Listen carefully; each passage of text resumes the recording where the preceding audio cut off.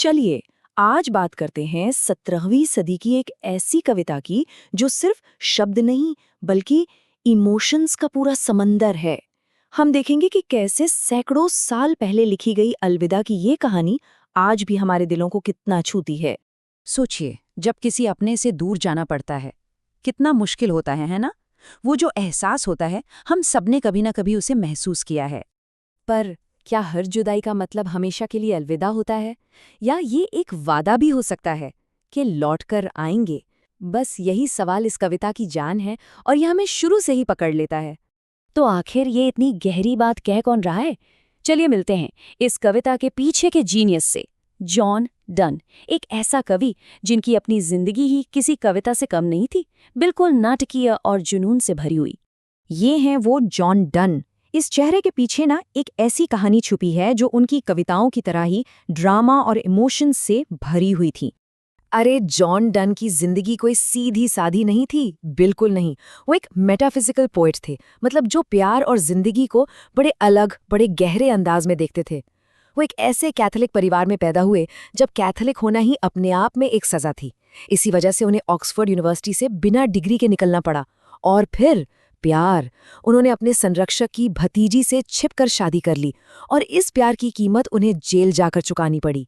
कमाल की बात यह है कि इतनी उथल-पुथल के बाद वो अपने समय के सबसे बड़े उपदेशकों में से एक बने। तो ये जो जुनून है, ये जो बगावत है, वो सब हमें उनकी कविता की हर लाइन में महसूस होता है। तो कविता का सीन क्या है? सीन बहुत ही पर्सनल है। हमारा पोएट यानी जो बोल रहा है वो कहीं जा रहा है और जाहिर है उसकी प्रेमिका वो बहुत दुखी है, परेशान है, और यहीं से वो उसे समझाने, उसे दिलासा देने के लिए एक के बाद एक तर्क देना शुरू करता है। और शुरुआत होती है इन लाइनों से जिसमें वो सीधे सीधे अपनी प्रेमिका के सबसे बड़े डर को दूर करने की कोशिश करता है। तो सबसे पहली और सबसे जरूरी बात वो बिल्कुल साफ साफ कह देता है, सुनो, मैं इसलिए नहीं जा रहा कि मैं तुमसे बोर हो गया हूं या मुझे तुमसे कोई बेहतर मिल जाएगा। ये विश्वास दिलाना बहुत जरूरी था। ये पहला और सबसे महत्वपूर्ण आश्वासन है। अब आते हैं उसके पहले तर्क पर, और ये बड़ा खूबसूरत है। वो अपनी बात साबित करने के लिए कुदरत से, प्रकृति से एक बहुत शक्तिशाली मिसाल लेता है। यहाँ पोएट एक बहुत ही सुंदर उदाहरण देता है। वो कहता है, जरा देखो, कल रात सूरज चला गया था, है ना? पर आज वो फिर से यहीं है, आसमान में चमक रहा है। सूरज के पास तो कोई इच्छा, कोई वजह भी नहीं है लौटने की, फिर भी वो रोज लौटता है। यहाँ पर उसका तर्क बहुत सिंपल और सुंदर है। वो कह रहा है कि देखो, अगर सूरज बिना किसी वजह के, बिना किसी इच्छा के हर रोज लौट सकता है, तो मेरे पास तो तुम हो, मेरे पास तो लौटने की सबसे बड़ी, सबसे मजबूत वजह है। इसलिए तुम यकीन मानो, मेरी वापसी तो सूरज से भी ज्यादा पक्की है और उससे भी ज्यादा तेज होगी।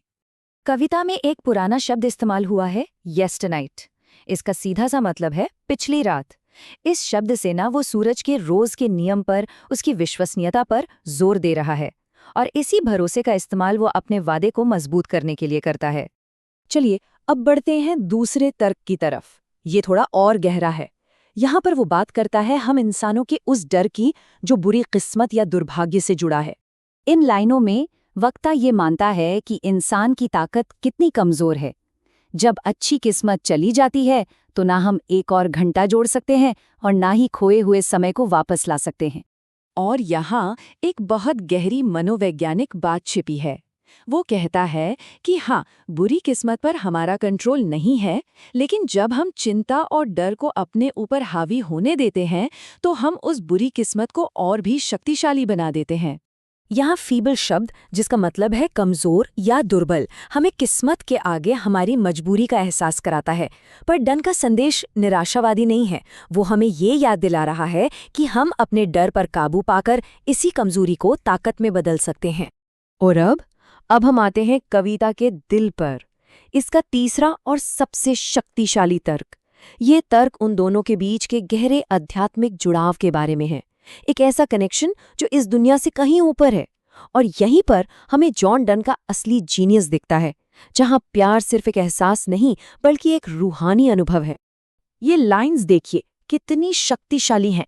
वो कहता है, जब तुम आह भरती हो तो वो सिर्फ हवा नहीं होती, तुम मेरी रूह को मुझसे जुदा कर देती हो, और जब तुम रोती हो तो मेरे जिस्म का खून सूखने लगता है। इस बात को समझना बहुत जरूरी है, डन के लिए उनका प्यार सिर्फ भावनात्मक नहीं है, वो आध्यात्मिक है। वो दो अलग इंसान हैं ही नहीं, वो एक ही वजूद के दो हिस्से हैं। इसीलिए जब प्रेमिका दुखी होती है तो उसका असर सीधे सीधे प्रेमी पर होता है, शारीरिक रूप से। और फिर वो इन आखिरी लाइनों के साथ अपनी बात खत्म करता है, जो कि सबसे बड़ा भरोसा है। जो लोग एक दूसरे को दिल में जिंदा रखते हैं वो कभी जुदा नहीं होते। मतलब जिस्मानी दूरी उनकी आत्माओं को अलग कर ही नहीं सकती। तो इन 3 तर्कों के जरिए जो एक शक्तिशाली संदेश हमारे सामने आता है, उसका निचोड़ क्या है? चलिए इसे फटाफट से समझते हैं। संक्षेप में कहें तो पोएट अपनी प्रेमिका को यकीन दिलाने के लिए तर्क और भावनाओं का एक शानदार मेल इस्तेमाल करता है। वो प्रकृति के उदाहरण, इंसानी मनोविज्ञान और आध्यात्मिक जुड़ाव का इस्तेमाल करके ये साबित करता है कि उनकी ये जुदाई सिर्फ कुछ वक्त की है और असल में कोई मायने नहीं रखती। और ये पूरी कविता हमें एक आखिरी सवाल के साथ छोड़ जाती है, जो सोचने पर मजबूर करता है। ये कविता भले ही 17वीं सदी में लिखी गई हो, पर इसका विषय आज भी उतना ही प्रासंगिक है। क्या सच्चा प्यार हमें जिंदगी की अनिश्चितताओं और दुर्भाग्य से लड़ने की ताकत दे सकता है? क्या यह हमें सच में मजबूत बना सकता है?